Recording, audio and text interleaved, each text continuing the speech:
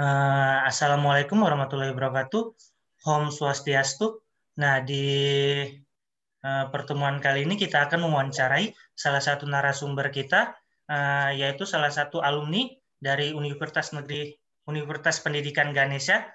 Hmm, Boleh diperkenalkan dirinya, Bang, terlebih dahulu? Baik. Waalaikumsalam warahmatullahi wabarakatuh.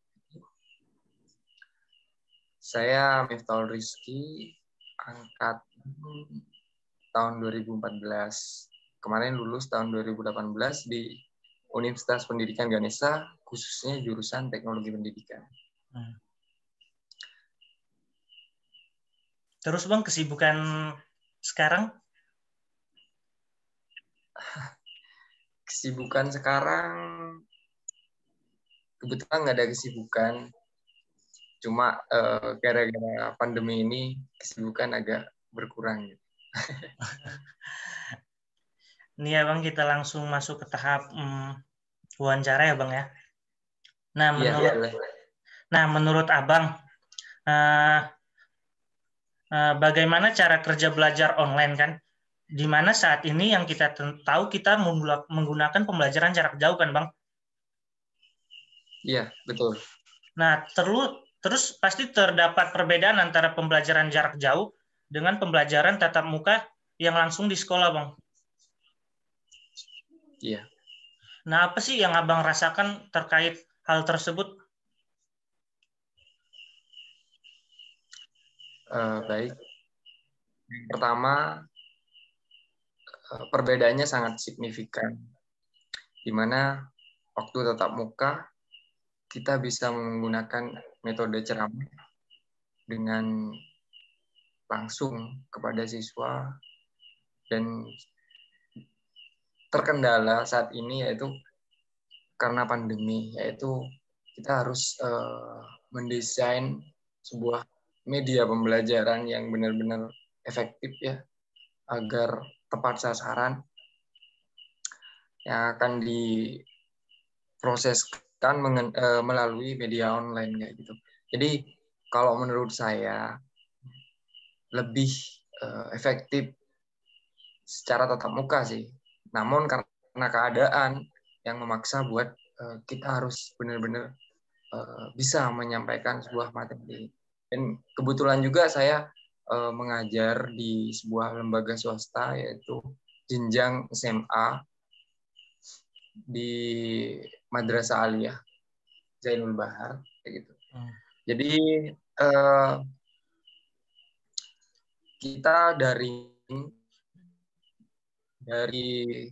tahun lalu ya sampai tembus 1 tahun. Tahun lalu lulusan kita yaitu orang yang bilang tuh angkatan corona juga.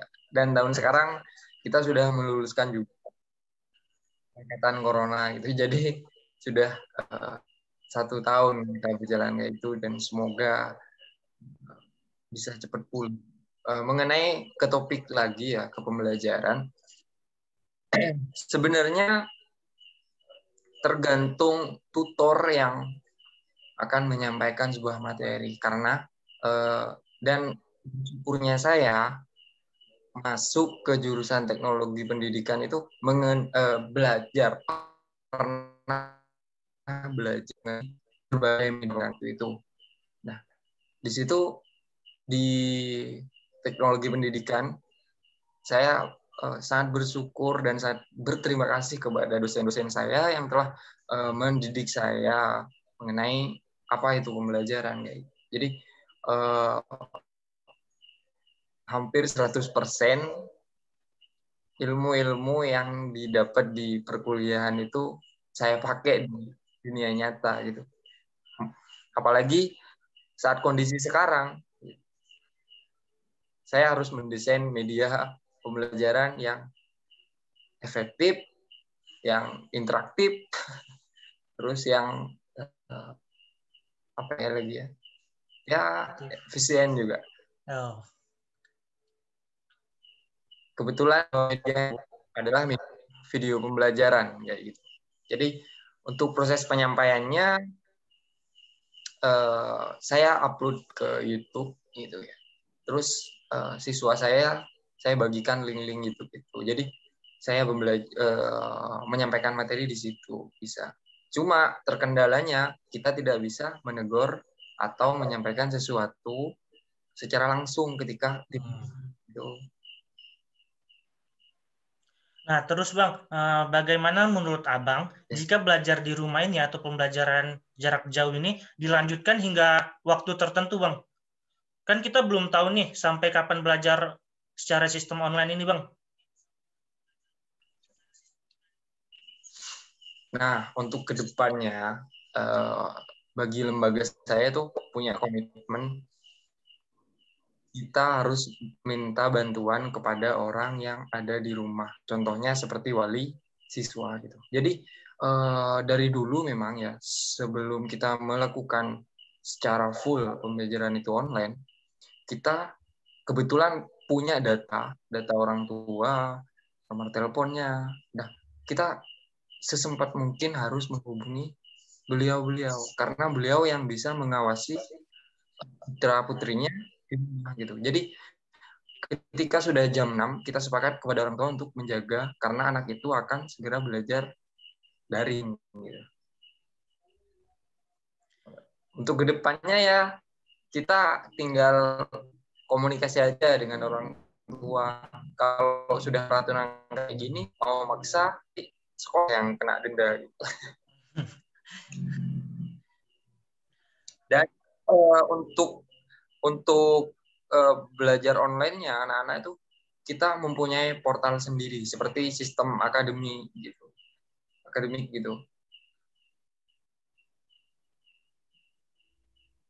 di mazanulbahar.com tinggal gitu dan siswa semua bisa mengakses itu.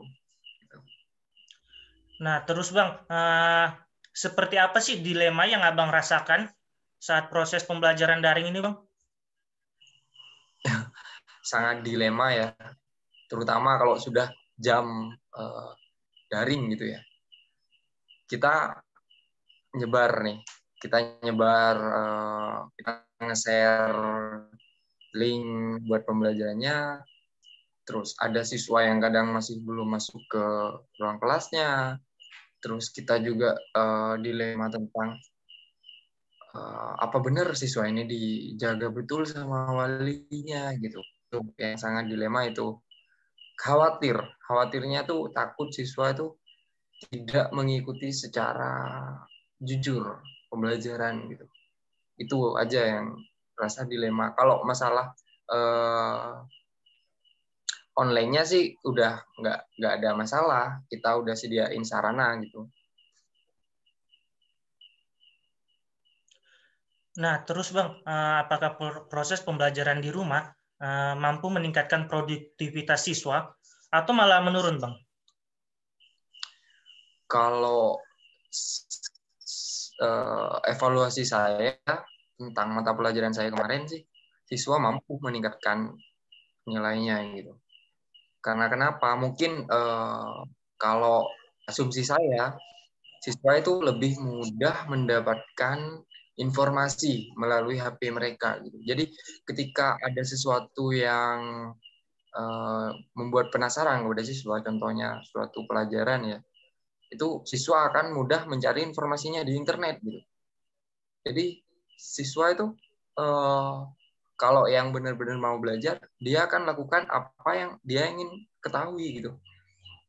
Jadi kalau asumsi saya bisa karena menilai dari mapel yang saya ampuh kemarin. Siswa itu mayoritas semuanya meningkat nilainya gitu.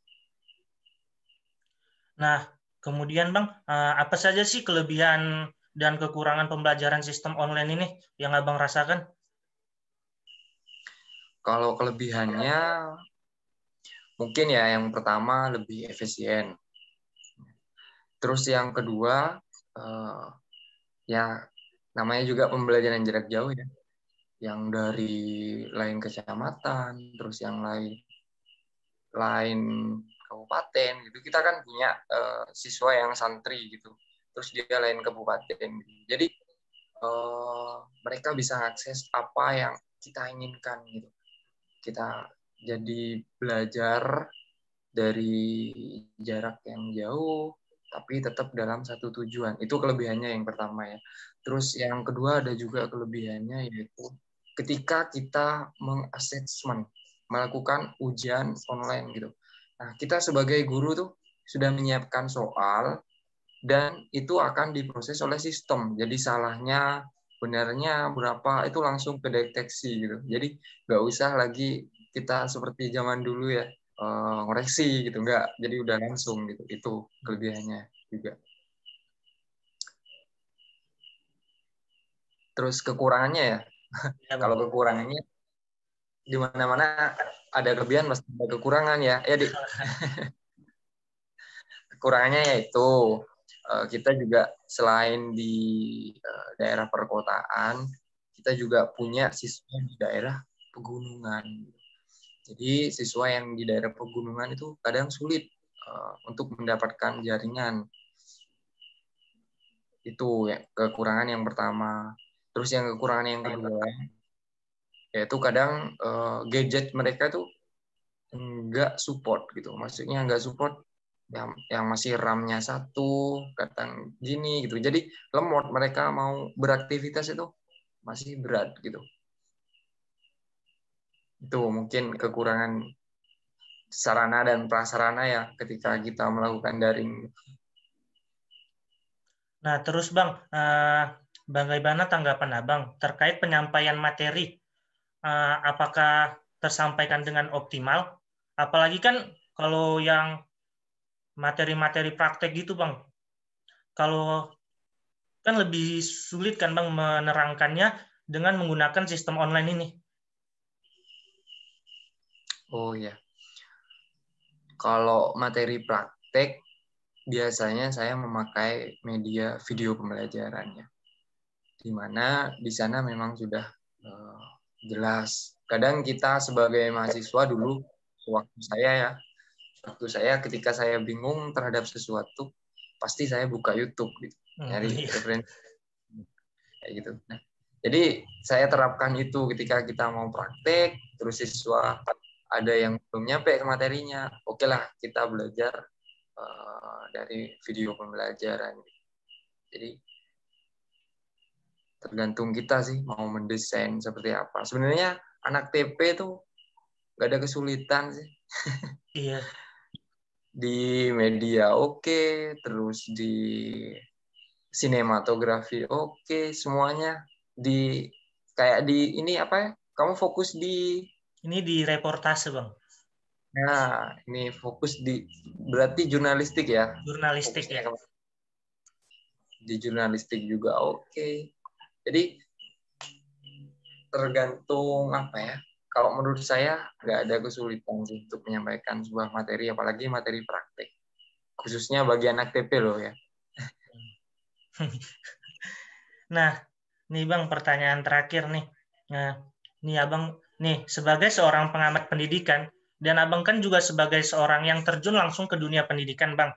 Nah, solusi apa sih yang Abang harapkan yang diberikan oleh pemerintah atau lembaga-lembaga daerah lainnya, Bang? Ya, yang saya harapkan terutama yang pertama dari pemerintah ya. Kita sudah hampir 1 tahun nih berjalan kayak gini gitu. Tentunya ilmu dari guru ke murid itu sangat apa ya? Sangat ingin gitu. Ibaratkan harus ada suatu hubungan ikatan yang kuat gitu ya. Jadi ketika kita jarang bertemu, terus jarang bercengkrama gitu, seolah-olah apa ya? Literasi itu apa ya? Seolah-olah bukan putus hubungan, tapi agak regang. Ya, Jadi buat pemerintah yang pertama, kalau sudah memang waktunya siap untuk diadakan tatap muka, ayolah cepat turunin peraturannya biar kita bisa kembali lagi beraktivitas seperti biasanya. Gitu. Terus untuk sarana dari pemerintah juga saya sudah terima kasih karena mendapatkan kuota dari Kemendikbud juga dapat, terus siswa juga yang dari Kemenak kemarin ada beberapa yang dapat gitu. Kebetulan saya ngajarnya di SMK sama di Madrasah Aliyah, jadinya ada hubungan antara Kemendikbud dan Kemenak gitu. Nah, terus Bang, adakah pesan-pesan buat kami nih yang mahasiswa TP yang masih berjuang untuk mencari kelulusan? Ya, apa pesannya cuma satu, semangat aja belajar gitu. Ingat orang tua di rumah. Gitu. Terus apa ya? Kalau ada tugas, jangan biasakan individu, tapi cari teman ya.